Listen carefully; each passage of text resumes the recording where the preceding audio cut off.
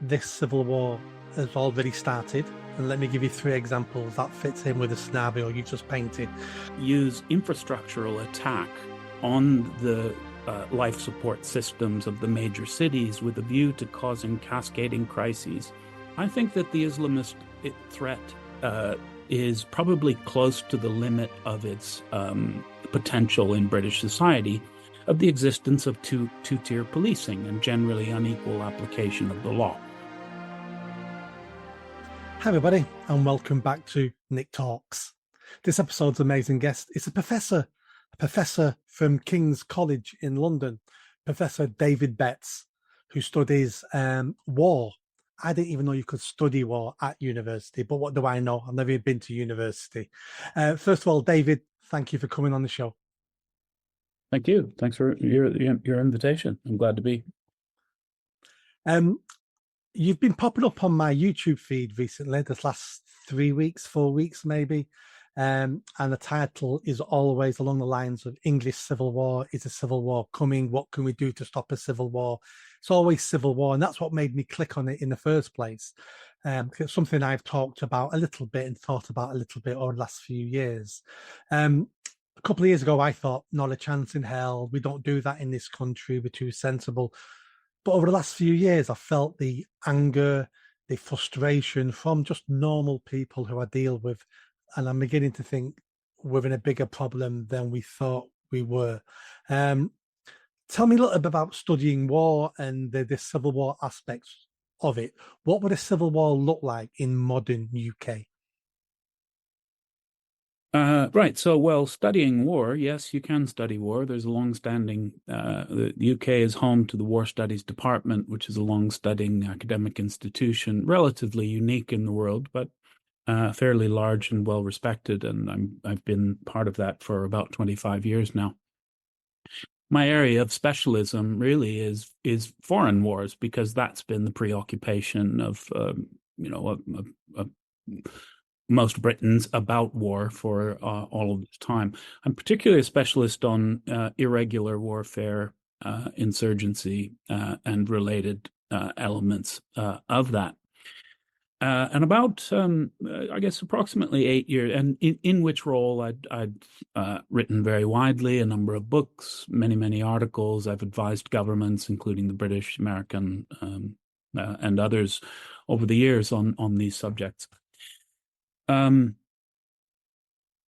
my interest in this originated probably about 8 years ago, perhaps a little bit longer, when I began to recognize in our own government, in our own forms of governance, aspects of what the literature on insurgency and counterinsurgency would suggest is a country that is in a significant crisis of legitimacy, which is fundamentally what drives in internal conflict. What would it look like in the UK? Well, probably the best way of getting at this really is you have to understand the way in the study of classical insurgency, probably the most well-known version of that is derived from the thoughts and writing of Mao Zedong. And so when people talk about classical insurgency, they're usually referring to a three-phase model that was first articulated by Mao. The first phase is the defensive. This is a phase in which the insurgents are very weak relative to the state, and they're mostly involved in political organization, in propagandization. They're not typically doing attacks, but if they are very low level. The second phase is usually described as the stalemate, and that's where the insurgency begins to break the surface. You see attacks occurring, but they are in the nature of hit and run attacks, ambushes, the like. There's still heavy political organization going on. So there is a kind of revolutionary violence bubbling up, but it is not yet a conventional symmetric sort of conflict. The third phase is essentially a conventional symmetric conflict in which looks a lot like a normal war. Many civil wars in the past have concluded in favor of the insurgent without having proceeded to a full-blown phase three. Equally, some have jumped from normal politics directly to phase three in one go. The American Civil War of the mid-19th century would be an example of that. In the case at hand, I think two issues are highly pertinent. Firstly, scenarios of a full-blown phase three symmetrical civil war are very implausible in the case of Britain on account of the fact that the fissures in British society don't align with geographically politically defined identities. The legitimacy of the British government, of the central government, will decline to zero long before any such identities solidify and acquire a competitive state-like character. So I don't expect that. Secondly, the threat to existing authority is sharply bifurcated. You have, on the one hand, two forces. There is a long-established Islamist movement, which has a demonstrated organization and capability to conduct strategically meaningful violence, but it has little mass potential on account of the fact that its conscience community is a minority within British society. On the other hand, there is the emerging nativist movement. It's not the best term for it, but it is probably the one we have to go for at the moment. So you have this emerging nativist movement, which is currently very ill organized, has little demonstrated violent capability, despite how much it is talked about, but it has significant mass potential on account of its appeal to the ideals of the titular nationality, i.e. of the majority population. So I think if you take this into account, or look at this from the government's point of view, the government's efforts to contain and to mitigate the threat of Islamist terrorism includes measures like intrusive surveillance, target hardening of the broader civil milieu, so, bollards around Christmas markets and on bridges and the like, that people recognize. These are costly, they're frequently irksome, they are increasingly perceived as injurious to people's civil liberty, their expectations of privacy, and so on. Similarly, the government's efforts to co-opt, or at least not to further inflame the Muslim population, give charges in the broader society, give substance rather to charges within the broader society of the existence of two-tier policing and generally unequal application of the law. These things are very damaging to civil comity, to perception of legitimacy, and so on. So in effect, the government now is stuck in a series of interlocking traps that are social in origin, that are aggravated by economic exigency or stringency, and out of which the government cannot extricate itself in respect of one category of threat without aggravating its difficulties in respect of the other. In terms of the frame outlined above, I think that the Islamist threat is probably close to the limit of its potential in British society, somewhere towards the lower part of phase two, whereas the nativist threat is somewhere in the middle of phase one, at a fraction of its actual potential. The character of the Civil War that is about that I believe is likely to occur is probably in the first instance to look something rather like the dirty wars of Latin America in the 1970s and 80s, also to some extent of parts of Europe in that period of time. your listeners may recognize the term "the years of lead," which was the phrase used to describe the Italian experience of this. And here we have a conflict which the sort of conflict which features widespread but long-term, low-grade attacks, typically in the shape of tit-for-tat, kidnapping, assassination, general intimidation, as well as potentially occasional gruesome public displays of violence, like the dangling of corpses from highways, highway overpasses, and the like, which has been fairly typical of Mexican cartels. As dreadful as that will be, it's not the most worrisome aspect, worrisome strategy that will be employed, in my view. And finally, I'll just come to the end here, which are probably a fairly long explication, but I am coming to the end. I think the strategy that anti-status quo groups are going to gravitate towards ultimately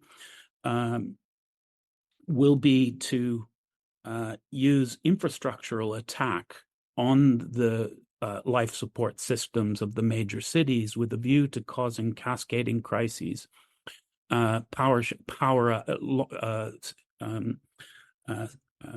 sustained and widespread power outages, interruptions of the gas supply, disruption of the mass transit and the like, with the hope of causing a set of cascading crises leading to systemic failure and a period ultimately of mass chaos in which there is substantial population movement, which can be harnessed towards a significant alteration of the status quo. The plausible application of this strategy should not be dismissed. This is what I urge people to understand. There's nothing in what I have just said that is particularly controversial or difficult from a tactical point of view, or that is not perfectly well understood and described in open literature. It aligns with the conclusions that have been drawn by people in urban studies about the tenuous balance of the urban condition under normal circumstances. And it's certainly an idea which has been significantly and persistently discussed within anti-status quo circles for at least the last 10 years since I have been following it. Fundamentally, the cities, the UK cities, many of which are essentially semi-feral already in terms of, I use a term derived again from the military literature, in that case, an essay from the United States in the early 2000s describing something called the feral city, which is a city that is fundamentally ungoverned. And there are many aspects of many British cities, it must be said, not only British cities, which already are at least giving warning signs on the ferality scale. So that's essentially what I think it is going to look like. Firstly, something a bit like Dirty Wars, but metastasizing into a larger and more dramatic development, chiefly through the use of infrastructural attack on the life support systems of the major cities, which will have significant effect. Interesting. Let me put this to you, that this civil war has already started. And let me give you 3 examples that fits in with the scenario you just painted. The first one is Islamic terrorism that has attacked infrastructure, the London Underground, transport, and that has definitely driven a wedge in the country between Muslims and everybody else. And the feeling against Muslims now is exploding across the country because we see those people now as the enemy. That's my first point. My second point is Just Stop Oil, the eco-green lunatics who bring traffic to a stop, who stop ambulances, get into hospitals, who attack our culture, works of art. And I've had a theory about them for quite a while, that even though they're so-called peaceful, I feel they're waiting for someone to take the law in their own hands and hurt them or run them over or kill them, for them to use that as an excuse for them to go to the next stage, which is, we're going to go to violence now and you drew first blood on us. And the third example would be attacking the state. Isn't that what the called Blade Runners are doing in London, chopping down the ULEZ towers and the cameras? That's a direct attack upon the state, the infrastructure, the surveillance. If you put those three things together, has the civil war already started, but at a lower level?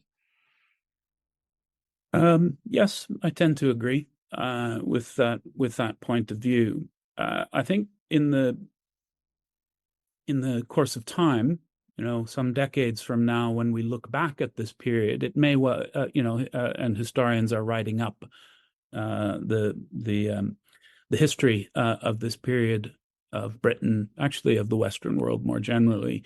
I think they are bound to conclude that in most of the significant ways that the Civil War had already begun at this stage. I fully agree with the 3 points you have made, but particularly I think that the latter one, I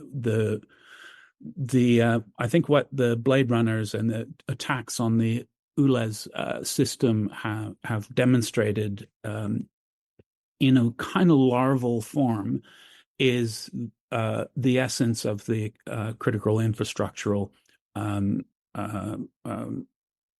attack strategy, which I've described. And there are certain things that one can draw from that. Firstly, they've been very successful. Whoever these people are, and popular. Yes, that's right. Popular and successful. They're often and we know they're popular because often they're operating in plain sight. Literally, there are cars and people walking by and probably, patting them on the back, say, "Good on you, take it down. I don't want it." So that is worrisome. That from a security perspective, if you're thinking about how to defeat this strategy, even in a very larval form, the ability of the state to fight back against this has been not terribly significant. In political terms, moreover, I think we've already crossed the tipping point. According to UK Parliament's own research, as of 2023, which is the last time I looked at, the Parliament's own research on social attitudes, it was determined that 60% of British respondents to the survey done agreed with the statement that politicians don't care. I'm going to go out on a limb and say if that research was done in 2025, it would be a bigger number. I think I would struggle. I see you nodding.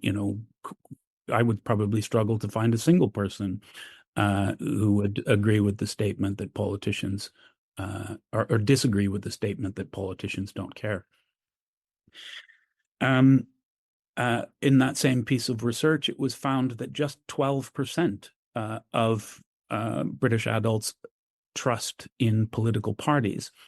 So on every level, and as we've seen across a range of issues, but I think most tellingly in the context of the current discussion around the potential of bringing back conscription and the reaction of normal British people to this idea, we're seeing very distinctive sign that the sense of British pre-political loyalty has essentially been eroded almost to zero.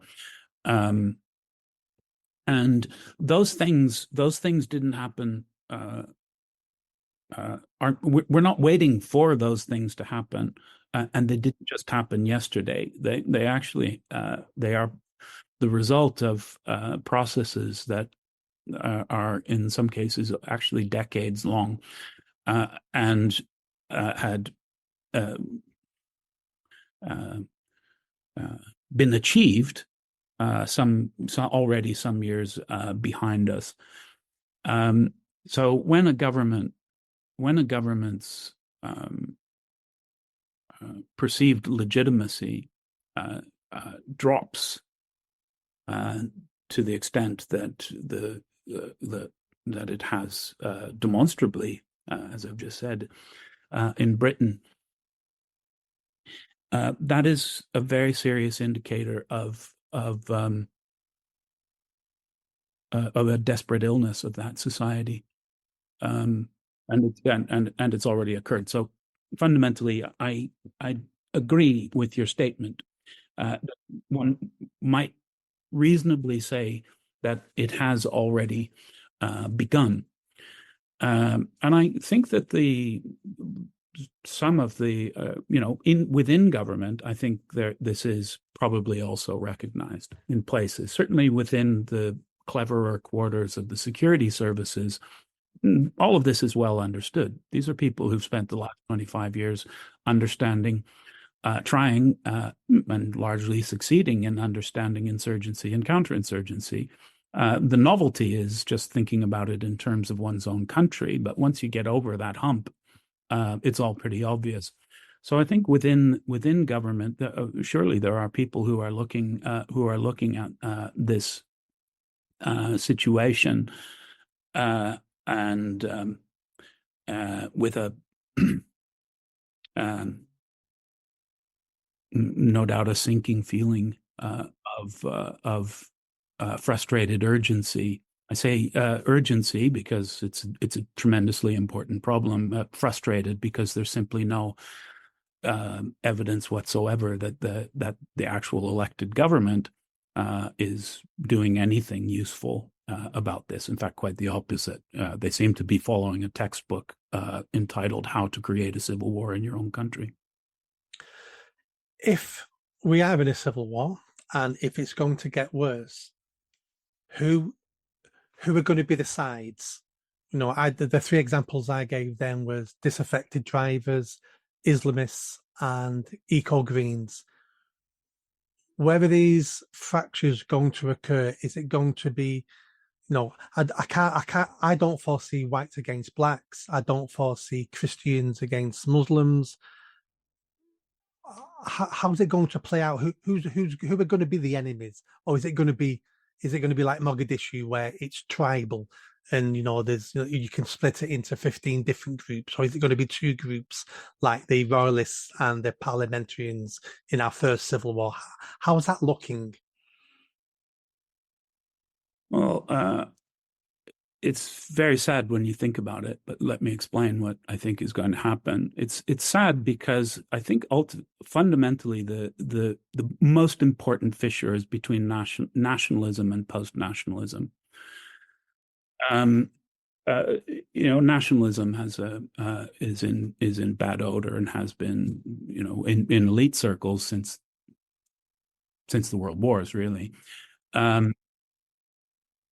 But essentially, if one understands it as a love of one's place and people, and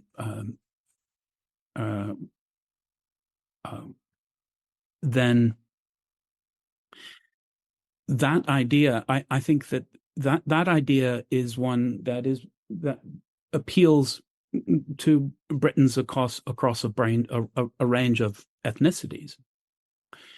And so, I mean, it's very, the problem is, and if you think of it that way, then the problem is that we have our elite, our political media, certainly our corporate elite, is they're all post-nationalist in their orientation. They don't think in terms of national interest. In fact, they're suspicious of people who talk about national interest.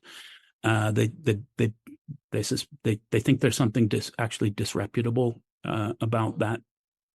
Rather suspicious, and basically morally suspect to talk in those terms. And Keir Starmer perfectly highlighted this when someone asked him on the BBC, "What do you prefer, Davos or Westminster?" And he went, "Davos." Keir Starmer is the epitomization of this, I think. But I mean, he's hardly alone. I mean, he's an epitomization of an ideal that is very broadly, I think, evident throughout the British establishment. I apologize for this. I have an elderly dog at my feet here. So, in essence, one might say, in the first instance, the conflict is between the post-nationalist elite and the remaining nationalist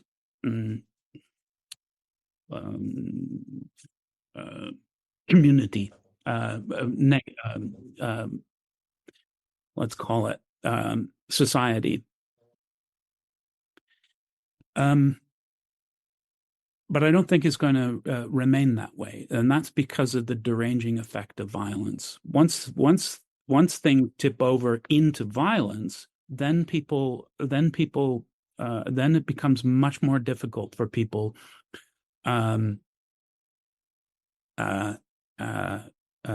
to exercise essentially what's known in the jargon as bridging capital. Bridging capital is the kind of capital that exists within a society that allows otherwise disparate groups, to work together to see commonality despite whatever superficial differences there may be.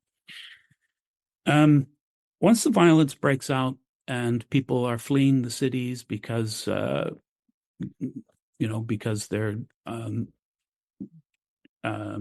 falling apart, they'll begin to sort themselves, and almost invariably they will sort themselves on ethnic lines, which is why it's so sad, why it's so depressing, and what's being set off is a chain of events that, by any definition, is tragic and offensive to almost everyone in the country, barring a handful of extremists. But the truth of the matter is that it's perfectly obvious, perfectly well understood to extremists on both sides, how to take small fractures in society and tear them into giant chasms. That's all. This far into the war on terror, people understand how to do that. They will begin to do it. Interesting. Now because you've said it out loud, I'm now thinking you're right. Once that violence hits, we go back to our animal instincts, which is tribalism, and it's like, I need to be. You use the word tribal, and I think that is the correct one. I mean, within the social sciences, within academia, people have been talking about tribalization and retribalization for a long time. Again, it's not terribly controversial. The controversial bit of it is when you simply, when you connect the dots between the developments, this tribalization which is occurring in society. And again, just perfectly obvious. I mean, perfectly obviously, I think it's only controversial when you connect the dots. The individual elements, I mean, they're all well understood. I have no doubt that many of your listeners, for a lot of your listeners, everything I'm saying is pretty obvious. For some of your listeners, it's just glaringly obvious. And for some, perhaps it's not so obvious, but I think most people perceive the things that I perceive occurring, the things that I've just mentioned. They just perhaps haven't heard them articulated in a particular manner. No, spot on. I think that's it. When you hear people say things, sometimes automatically you say to yourself, I know that to be true. I've just not articulated it myself. I've not heard anybody else put the case for it. But deep down inside, I know that's true because I feel it to be true. Now, the Western UK, we have enemies. We've always had enemies. It's part of human nature. Is there an external influence on what's going on in the UK in this degrading of our social trust? Have foreign powers created this, such as the Cold War, China, North Korea, Iran, or are they taking advantage of it? Because I know for a fact we mess in other people's countries, they're bound to be messing in ours.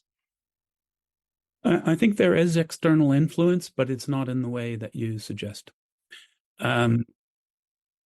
So there is external influence because we live in an information society in which the ideas, the apprehensions, the concerns, the events which occur in very far distant places impact upon us now in a very regular, very rapid manner. So, for instance, the Black Lives Matter protests,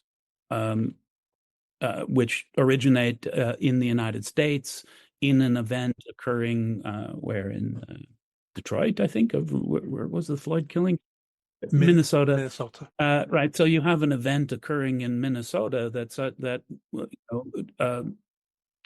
2 months later is manifesting in Bristol with a riot that sees a statue thrown into the harbor. So clearly there is external influence on this, and many of the ideas that I'm talking about, these are not uniquely British ideas. These are ideas that are essentially floating around in our global kind of infosphere and impact upon British society. What I don't think there is evidence for is Russian or Chinese manipulation of obvious problems in British society. I hear this talked about, but I've certainly seen no sign of that. For my own part, if I attempt to look at the situation from the perspective of Russia or China, do I want this to occur in Britain, France, let alone the United States? Generally speaking, no. For the same reasons, we don't want to see civil war. We didn't want to see civil war occur in Russia in the middle of the 1990s when this seemed very plausible. We did not want to see that because it's perfectly obvious what the consequences are. Civil wars generate insecurity that just emanates out from, and so a big important place like Russia going into civil war would have had big effects on us. Likewise, Britain going into civil war. Britain is a nuclear power. We've got multiple nuclear power stations. We've got all kinds of infrastructure that, if left unguarded or neglected or whatever, could have big, powerful effect. So I don't see Russia and China being involved in the sense of precipitating this conflict. It wasn't Russia that invented the idea of multiculturalism and made British governments adopt it over a generation. It wasn't the Russian Ministry of Education that said, well, we're no longer going to teach British civics. These are all native ideas. We did that to ourselves. Okay. Now, which is not to say, however, that when this occurs and Britain does become a very significantly weakened entity because it is so tragically ill, which is one way I think you could metaphorically describe this situation, that foreign powers would not take an advantage. After all, in the 19th century, when China was in its period of civil wars, that was the beginning of China's century of humiliation, so-called, in which it was subject to a bunch of very uneven treaties and the like that it simply couldn't resist because it didn't have the organic strength to resist foreign. So I don't think it's occurred yet in the form that you suspect, but when it does happen, when we do break down openly, I think there will be very significant potential for foreign interference that could be very disagreeable. David, I have to ask you my last question. My last question is, can anything be done? Is this a one-way road? Are we going to hit a civil war? It might be a small one, a big one, we don't know. Can it be stopped? If it can be stopped, do we have the right politicians in this country to change course, to do the things that need to be done? And what are those things that would have to be done? Um, I have to say that I'm past the point now of thinking that this can be stopped. And that is, and the reason I say that relates to this second or third part of your question. Do we have the sorts of politicians who could do this? And the answer is no. We don't. In some respects, what I've just described as a civil war, others might say, "Well, look, looks like a peasant revolt. This is more like a revolution." And I think that's I think actually that's a valid remark that I've heard from time to time. And if you do think of it in terms of revolt, well, you have a revolt when people have determined essentially that the situation cannot be changed internally, that the status quo cannot heal itself, that you cannot solve the situation through normal politics. And again, the British government's own research on this matter is very clear that people do not believe that on average, a majority of Britons do not believe that politics can solve problems in society. So if one simply accepts this, which I do, then it makes no logical sense to believe that politics is somehow going to just come up with solutions to this. Even without reading a newspaper or looking into what the government is actually doing at this time. If you do, however, go and look at what government is actually doing, then the situation is that much worse, because it's not just that they're not capable; they're clearly not interested. There is no single sign, I feel, on the part of the current government, and it must be said also of the previous government, that they are